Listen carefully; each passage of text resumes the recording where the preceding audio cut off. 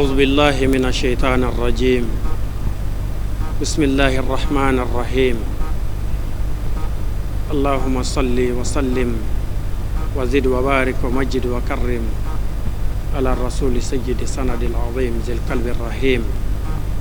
محمد وآله وصحبه ومن والاهم بإحسان إلى يوم الدين. وبعد السلام عليكم ورحمة الله تعالى وبركاته.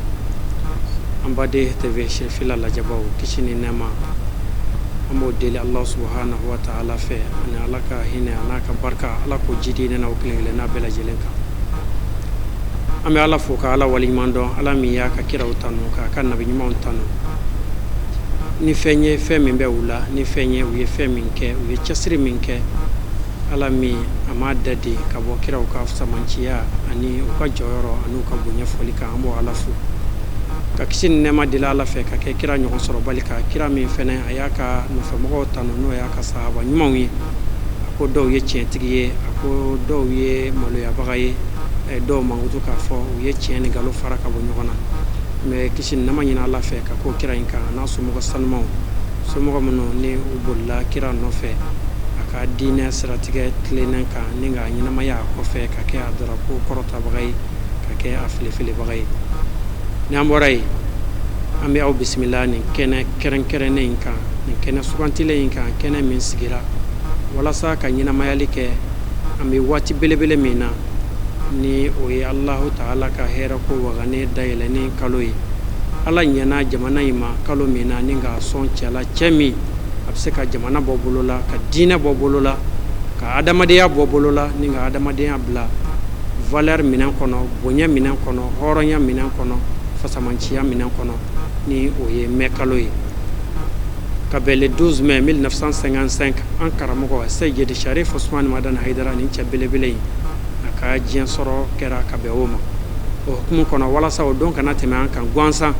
ka fara ala barka da bagaw kan ka fara ala wali mano bagaw kan anye wele bla an karamogo ma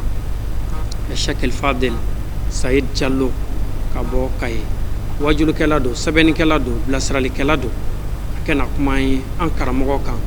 an nunjuru samamaga kan alil makam joyoro koro talentigi ala ye chemi bonye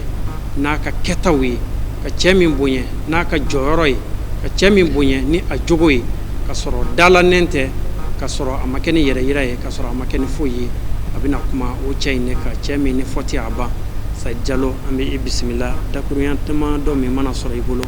Allah se Sayyid Sharif Usman Madan Haidara kan ike o lase inna li jara anye bismillah teleso sanfe teleso mi ima dunante iflabagaw wala ki sharia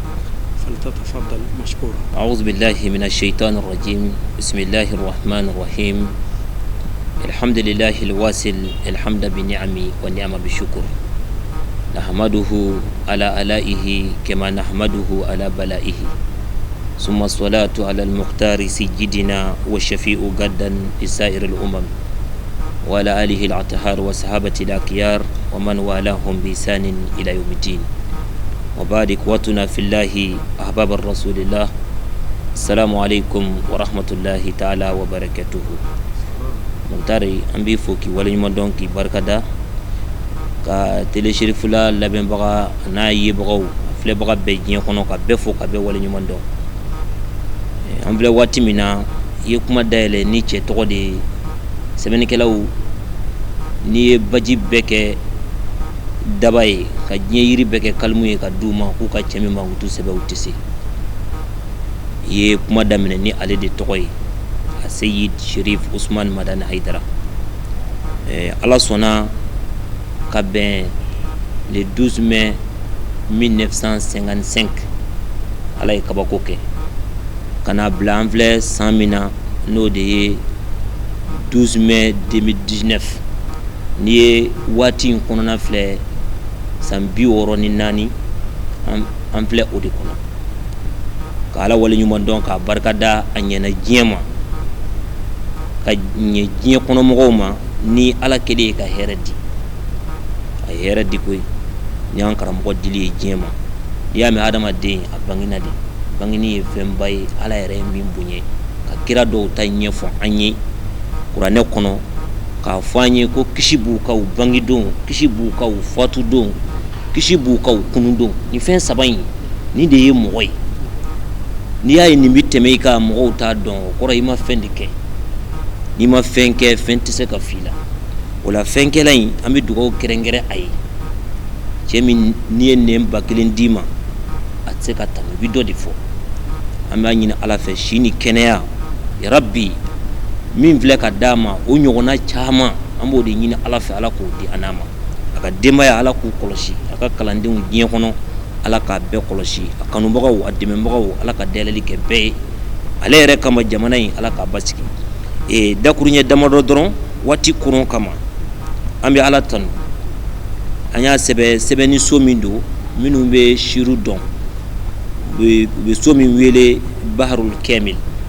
a dɔnkiliso 2 in bɛɛ bɔra o de kɔnɔ an b'u 2 fara ɲɔgɔn kan waati kɔnɔ dakuruɲɛ damadɔ dɔrɔn karamɔgɔ kanubagaw ye ani sɛbɛkɛlaw mɔgɔ minnu bɛ ale fɛ hali dɔw tɛ diinɛ na nka maa maa bɛ sɛbɛ fɛ i bɛ ni cɛ in fɛ ni mɔgɔ bangena a ka bangeni o ye fɛn ba ye o de la an y'a sɛbɛ an bɛ ala tanu alhamdulillahi alalim bi kalkihi ka ala tanu ala min b'a ka danfɛnw dɔn summa salatu ala azim bi kulkihi ka hinɛ ɲini ala fɛ a k'o kɛ belebeleba kan ala yɛrɛ ye min jogo bonya fɔ o ye mustafa de ye bushira lana jami'iyat al-ansar bi wiladat al-mahdi al-farid bi asrihi nisɔndiya bɛ an ye kɛrɛnkɛrɛnnenya na jami'atu ansar din internationalement diɲɛ bɛɛ kɔnɔ n'u kanubagaw nisɔndiya b'u ye ni mun ye ni kandabaga bangeni ye ka na diɲɛ kɔnɔ min kelen don a ka waati la o tɛ mankutu ye ko o bɛ singa cɛ minnu kelen don u ka waati la ala y'o d'a ma i b'a dɔn an ka baara ninnu tiɲɛyɔrɔ ye hasidiya de ye o de bɛ kow tiɲɛ ya hasida haidara الملح لها أنت الذي لا ينقض تعبه شيرسون مدن هيدرا ني مغو من كي با جويا درون ابنا فو مغو من غا سنگenti ban fo kisa sai bi fe ka ala kala tige de bali itc seben kala do yo faraka ko abena fo ni mɔgɔ min bɔra k'i jɔ tile la k'a fɔ tile do i nɔ na tile b'a dɔ i bɛ yen wa ala ka latigɛ de bɛ ten hasidi de sɛgɛnna a ko nisɔndiya bɛ an ye ni kandabaga bangeni ye min kelen don a ka waati la wa nisɔndiya bɛ diɲɛ fana ye bushira liduniyana leti fi halhuda bihidayati qutbul jalil al asfar nisɔndiya bɛ diɲɛ yɛrɛ ye ni kandaba dili ye diɲɛ ma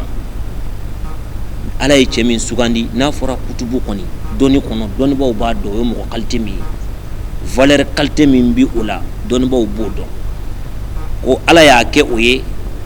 ka bɔ kɔrɔta masa yɛrɛ de yɔrɔ k'a kɛrɛnkɛrɛn a kama k'a fɔ e kana nin ko in kɛ maa tɛ se k'i bali nin na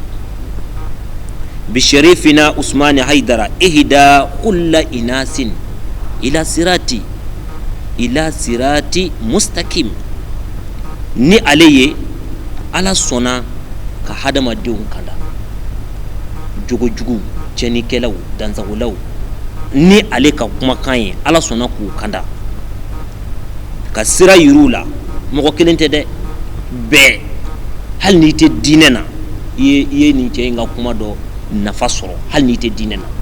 o la min bɛ wajibiya an kan n'a fɔra an ka taa ɲɛ dɔrɔn jamana kɔnɔ kuma dɔw bɛ yen an k'olu to yen an k'a ɲini an ka bɛn n'i ye jamatigi kan ye ko an ka bɛn mutari o tɛ dɛsɛ ye dɛ o bɛ fɛ ka dilan de sinon jamatigi min bɛ se k'a yigiyigi min bɛ se ka kow bɔ a cogo la segɔni o k'a fɔ an ka sabali o k'a fɔ an ka bɛn bɛɛ b'a dɔn o tɛ dɛsɛ ye o tigi ye alamɔgɔ hakikati Seri Usman Madani Haidara ni ale ye ko kanda kɛra hadamaden bɛɛ la ka taa sira tilennen kan ko fallahu yaf'al ma yasha'u wa yastafi man yasha'ahu waqtarahu min khalqihi ala yɛrɛ de bɛ fɛn kɛ min ka d'a ye ala ka sugandili n'o kun don ko a ka di mɔgɔ min ye ala b'i sugandi a ka di bɛɛ i ka sugandi nka ala de t'i bɛɛ sugandi a bɛ mɔgɔ de kɛrɛnkɛrɛn min y'a ja a ka danfɛnw na k'o kɛrɛnkɛrɛnnin na o de la kira kɛra laban ye bi muhammadi khatma risalati turraha wa likulli qaumin murshidun min amrihi o de la ye ala kira sugandi k'a sɔrɔ mɔgɔ dɔw bɛ yen a kun ka di olu ye olu de ka sugandi ala y'o bɛɛ to yen aka kira sugandi ko nyedeta o ya kala sili kale de kera laban nga kira kofe walli kulli qaumin murshidun min amrihi jamakulu fala ko lu dajuru mine dlo cedola ni nya laban na hal na foli madinu nya de do miye oyo yekuy doka sabara utsika do sina doka fula niya do kungulola abi yoba ala o de ka irana kwa manga kwa la ikutla ni wati kanda baga ala yo ke ankara boy ani mamanga ula o de la semeni kala yinko ako iza kana kutubul anbiya'i muhammadan wa imamuhum wa katibuhum fil ma'shar fa sharifuna usman haidara sayyidul awliya'i jami'ihim wal akbar ay tiye fokuy ni kira to cela nabi nyuma cela kutubu ye kaku ka nyemgo ye kaku ka kumakela ye domi nambi wuli jaw wulile nale yera haklu bisigi ni ala kira kero ye sheri usman madan haidara ko ala ya ke waliyu kundigi ala dono nyemgo do dambe tigu jigidu wa o ala yo bele baya inta ko ni ana naka ceyai naka majigi naka ala doyi o la sebeni kala don ya faraka fal murshidul hadi al amin li dinihi usman haidara min rasulin jaddihi ko ala ya ale de ke dajuru minenai tanki sona nala bi fe ki dla i cheni ala bi son ka ale lame nala ere bi fe ki to shitana bolo il faut ki tatien ala ere ti son ale kanu ka duila kuma ti kala o de la bi doye olu tisi la tikedo ala ka baara ye odi dɔw be shitana de bolo dɔw be ala yɛrɛ de bolo sino ni ale lamɛ dɔrɔn i bi sɔn ale de ye fal murshidul hadi al aminu li dinihi ale de ye kandabaga ye danaya be min tala ala ka ni diinɛ in na shiri usman madani haidara ko wa ko ala kira mutin ala sɔnna ale ka san 60 ani san 4 k'o sɔrɔ n'o sera anw de bi nisɔndiya k'an fari funi sabu ala ka kuma de do sɛbɛnni kɛla in y'o ta ko man sha'a falyu'min bi qawli sadiqan man sha'a falyukfir wa lastu muftarin kuma t'a la ko galondo kuma minnu b'a la e de t'a fɛ nka minnu bɛ fɔ a la o ye hakika de ye ale ye min t'a fɛ i y'a dɔn o ye tiɲɛ ye o tuma ala bɛ baara kɛ min ka d'a ye n'a y'i diya ale ye kuma min fɔ k'i k'a dɔn o ye tiɲɛ ye n'o ma diya i ye i bɛ se ka ban nka ale ka kuma k'o ye wulibali ye sheri usman madani haidara min ka wajulu kasɛti dama dɔn a ye bilasirali min kɛ diɲɛ kɔnɔ a dama dɔn a ye ko min yɛrɛ dilan o dama dɔn a ye tɔɔrɔ min ko ala kama o dama dɔn a ye ɲɛni min kɛ diɲɛ dinɛ jumɛn bɛ se ka fɔ o de la a y'a fara ka bi izatihi ahyal kitaba wa sunna fa jazaohu maulahu al jazaa al awfar n'a ka wajulu ye ala ka kitabu ɲɛnamaya la kuranɛ fɛn dɔw tun bɛ fɔ ten paraw ka tɛmɛ daw kun t'a fɔ niw t'a fɛ ale de y'o walawala kira ka kumakanw bɛ yen u kun birimɛ ale de y'u dayɛlɛ k'u yira ala ka jɔn jogo ɲumanya ka sabati bi ala ka dugukolo kan ale ye mɔgɔ minnu dilan mɔgɔ min ye baya k'a bolo mɔgɔ min ye layidu ta k'a dafa n'a ka kalandenw bolo bi diɲɛ kɔnɔ e ka segin bani i k'o mɔgɔ ninnu tiɲɛ ta o bɛɛ jogo ka tiɲɛ ka fara tiɲɛniw kan n'an bɛ kuya e jogo juguw ka sigi o sigi bɛ taa min sheri usman madani haidara ko n'a ka wajulu ye ala ka kitabu o ɲɛnamayara kira ka sunnaw ɲɛnamayara o tuma na ko ale ka kumakan de ye k'a fɔ ala ye ala k'a sara saraw la belebele ko ala k'o d'a ma sara min ni dan t'a la bisharifina urfa alhalali wa didduhu bisharifina urfa rasul almunzir ni sheri usman madani haidara ye halala dɔnna ka bɔ haramu na hali ni bɛ haramu in kɛ i ye halala kɔnɔ ni ale ye ala kira yɛrɛ dɔnna k'a valeur dɔn kira min ye bagabagalikɛla ye walejugukɛla ye ale kama o dɔnna badrun wa kullu arifuna kawakibun wa badru nurun min kawakibul andar ale de ye kalo tile 14 ye n'a poyira yɔrɔ min na ala dɔnnaw bɛ yen nka ale bɛ ala dɔnna tɔw kan kalo tile 14 ni dolo n'u bɔra ɲɔgɔn fɛ dɔ b'i dogo fɔlɔ dolo b'i dogo ni kalo binna dolo bɛ sɔrɔ ka ye a ko ale de ye nɔɔrɔ ye ni nɔɔrɔ poyira ni tile bɔra dolo bɛ yen nka a bɛ tunu fɔlɔ anaka yelen aba jo folo fo shuka ko Sherif Usman Madan Haidara. Usman Haidara warisu li anbiya wal mursalin bi sabrihi wa bi ilmihi. Sherif Usman Madan Haidara ko ale de ye nabi nyuman tienta nabi nyuman do bugora fo ka do bugo fo ko nyinkare o mu bo kira yala o ma dobu ka bunyana kira do bugora ku kungolo sogo ka juri jigi yala wele ala tilala ka fuye tanga chilasi Sherif Usman Madan Haidara kwa nabi nyuman tienta ani cidew naka sabali naka doni naka majigi naka ala don nyo de fiye kuma daminena ni jama tigi kanye kwanga sabali sorotigi bunye tigi ala mamin dlo danvena ni o kanye kwanga sabali obi fa kanye ko Sherif Usman Madan Haidara ako huwa imamu laddal a'immatu kullihim ale de nyemoy tobe ko ni ko cogodi ni ku naka kan valeur dola dobe yala o dama o tibulu shiw ala yale de kerengere naka deme bi inayatil maula el qadir al munzar wala ya kerengere naka deme kabo ala yere yoro ni ko yibla la ke wambi deme dan 26 ki deme ni balle wala sebeni kala ko ya sadati hayyaw bina nahwa al huda kunu bi haydara muqtadina bi zuhdihi ma baw hakli tigiw dambe tigiw ukmana ko anga anteliya kan yeshi kandam bayma hal ni teslame ibi yere fe ki bismillah yere donaw dambe tigiw ukmana ko anga yeshi ma ka ladigi aka banjena na ka aladiga ka ala insranyana ka ladiga ka dlalila aka yere dila ki bebema ni mogo gerala la iba foko abe de feto asayid Sherif Usman Madan Haidara fa sharifuna Usman Haidara hujjatun lil khalqi turra min ilahi al ashhar Sherif Usman Madan Haidara ko alaka daludo aka danfen beka kabo kalo daba mayoro ala yere diyo ke danfen be huwa wahidu li asrihi wa zamanihi wa khalifatu al mawla al karim al akbar ale de ye akelenya akatuma akelendo jumaina akalla selila akalla seli kechugo ni anyona shita tikilini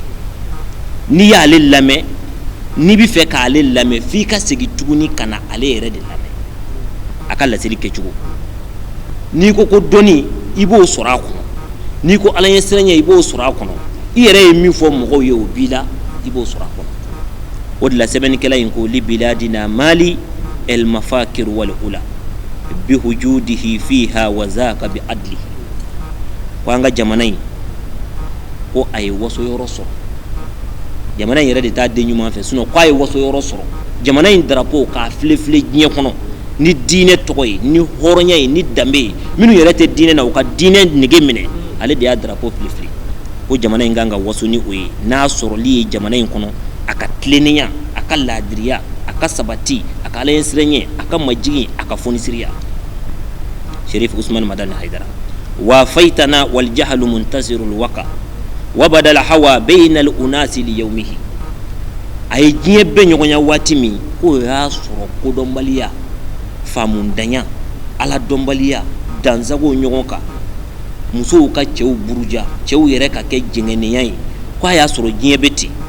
kunga tumamina na ale soro hadama do mbeti wabada el hawa bayna al unasi li yawmi wodo ina soro bebi ni dum wadika min gadi minye iboke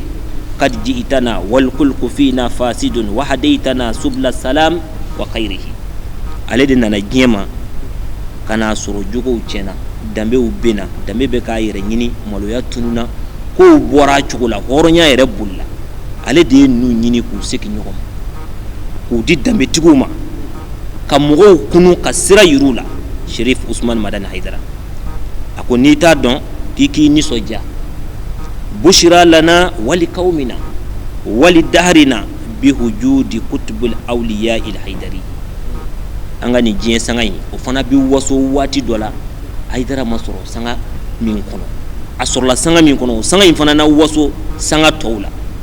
asorla mugo minun cela no lu sona ka lame ka tuka ko lu fana na waso mugo to cela ni kutubu nsoroli ye ala ka dugukolo kan ala ye cɛ min sugandi n'i ko Haidara hakiliw bi sin ka na nɔrɔ min na dak ale de don anta wahidu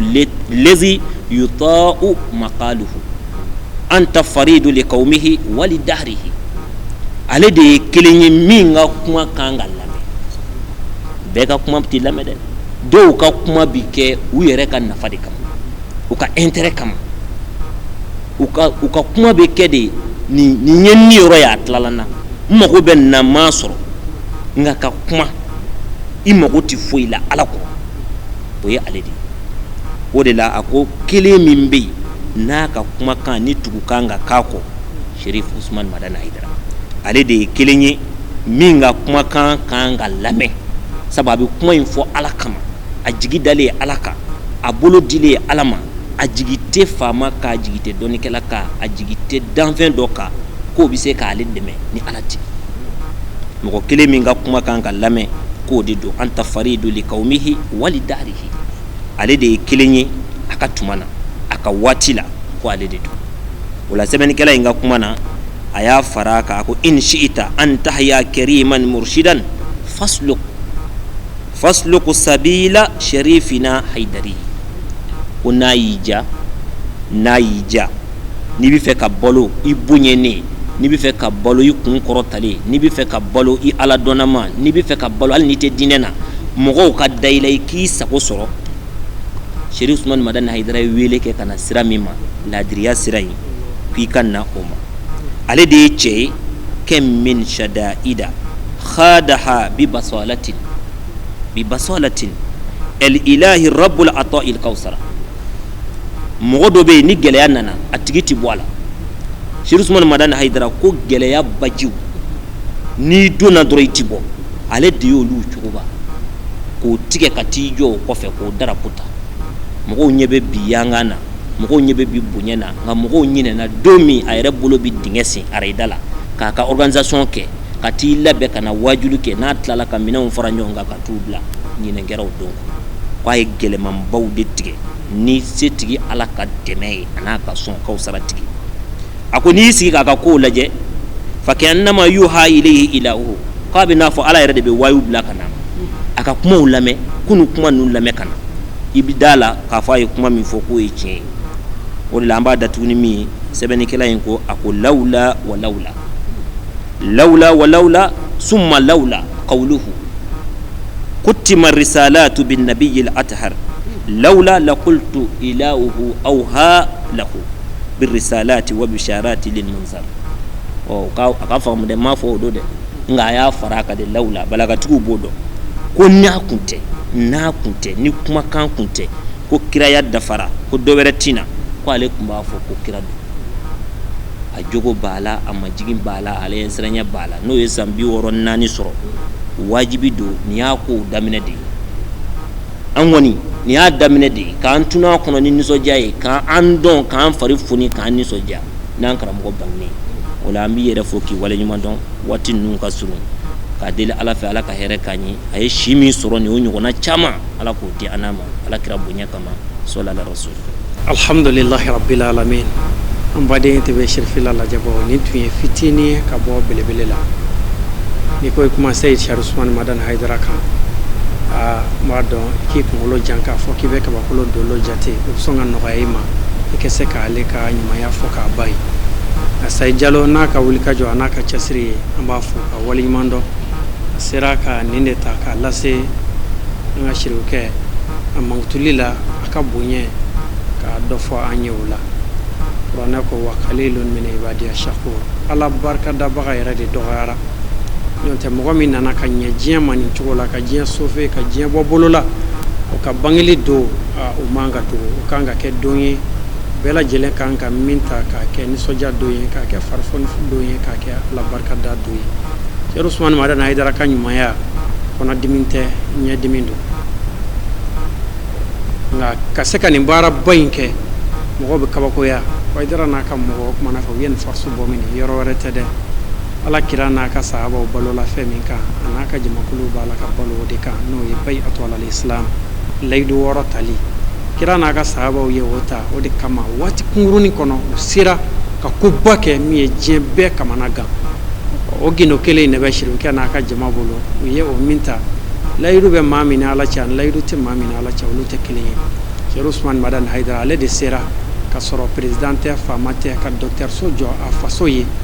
Dɔgɔtɔrɔso 6 k'a ban mɔgɔw b'a la ka furakɛ min kɔnɔ bi an bɛ san 2019 2019 la. Wa min bɛ santier la n'o bɛ jɔli la a bɛ se dɔgɔtɔrɔso 4 ma minnu bɛ sen na o ma ban fɔlɔ. Maa min sera ka nin kɛ a faso ye wajulukɛla Mali bɛɛ a ɲɔgɔn tɛ yen. An bɛ san 2019 min na janvier kalo la a ye malobɔrɔ min di Ala ma a taara fo malobɔrɔ 1000 na wari min dara a kan maa ti o jate da dɔn ni Ala yɛrɛ tɛ ka hinɛ Ala ka jɔn na k'u bɔ kɔngɔ la. Nin Sirifukɛ in kɛra sababu ye ka mɔgɔ min ɲɛ da alikaba kan o kɛ taa u ka farida 5 bɔ u kana a taara jate la fo mɔgɔ 540 kɔ la. Nin sara ti diɲɛ maa bolo Sirifukɛ in a sara ti maliyɛn bolo a sara ti faama bolo a ti farajɛ bolo a ti farafin bolo a sara b'a ka Ala yɛrɛ dɔrɔn de bolo. An bɛ dugawu de kɛ a ye 64 min ne a y'o sɔrɔ o ɲɔgɔnna caman bɛ Ala bolo Ala k'o di a ma. Sirifukɛ kɔw Ala k'u barika u kɛ baara kɛ Sirifukɛ dɛsɛra ka ko in se yɔrɔ min yarabi Ala ka kɔw bila k'a tɛmɛ nin bɛɛ lajɛlen kan. Ala k'an yir'u kɔ a kɔ mɔgɔ ɲumanw ye. An karamɔgɔ an b'i fo k'i waliɲuman dɔn i ka laseli la i sara bɛ Ala bolo. TV Sirifila lajɛbaaw k'aw yɛrɛw fo a ka ɲamadali la Mali kɔnɔ ani Mali kɔ k'aw minnu tun sɔgɔlen don an na